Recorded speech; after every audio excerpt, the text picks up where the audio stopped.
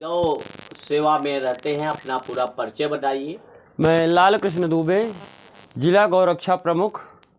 और दायित्व तो बहुत लोगों को दिया गया होगा आज तक विश्व हिंदू परिषद की तरफ से, जी जी। लेकिन केवल दायित्व लेकर के बैठ जाना ये मेरे समझ में नहीं आता। इसलिए जब से मुझे जिला गौरक्षा प्रमुख की जिम्मेदारी मिली, उसके बाद से मैं इस मंदिर पे तमाम व्यवस्थाएं थी, लेकिन कोई देखने वाला नहीं था। मैं उसको सुचारू रूप से चलाते हुए इन गायों की सेवा के लिए व्यवस्था किया गया।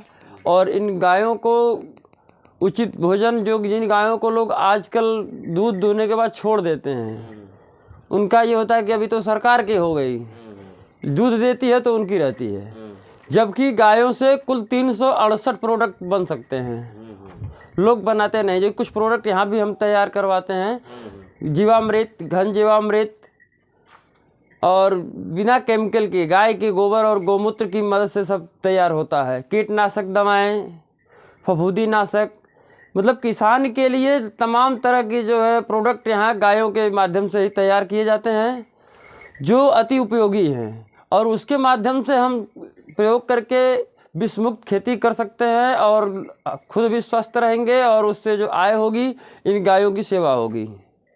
उद्देश्य क्या है सेवा? हमारा उद्देश्य यही है कि जो गौ माता लोगों को आज लोग दूध दूहने के बाद छोड़ दे रहे हैं, उनकी इसी बहाने प्रोडक्ट तैयार किया जाएगा, उससे जो आय होगी इनकी सेवा की जाएगी। और लोग भी जाने कि एक गाय अगर वो पाल सकते हैं, शुद्ध देसी गाय को पालें, तो कम से कम 2 से 2.5 बीघा खेती वो केवल एक गाय के भरोसे, और न उनको कीटनाशक खरीदना पड़ेगा, फफूंदी नाशक और डाई, यूरिया, ये सब जो भी दवाएं आप मार्केट से रासायनिक खाद्य खरीदना नहीं खरीदना होगा। ये मेरा दावा है। केवल एक गाय से 2-2.5 बीघा खेती कर सकते हैं किसान बड़े ही आराम से, और उनको पूरी जानकारी हो जाए तो वो दूध के लिए नहीं रखेंगे। दूध उनको समझ लीजिए कि अलग से वो प्रॉफिट में नहीं दे रही है तो कोई दिक्कत नहीं, दूध का कोई मोल नहीं उसके आगे। दूध, दही, घी, गोबर, गौमूत्र तमाम प्रोडक्ट देती है गैया। आप दूध कितने दिन से इस गौ सेवा में आप जुड़े हुए हैं? कितने दिन से?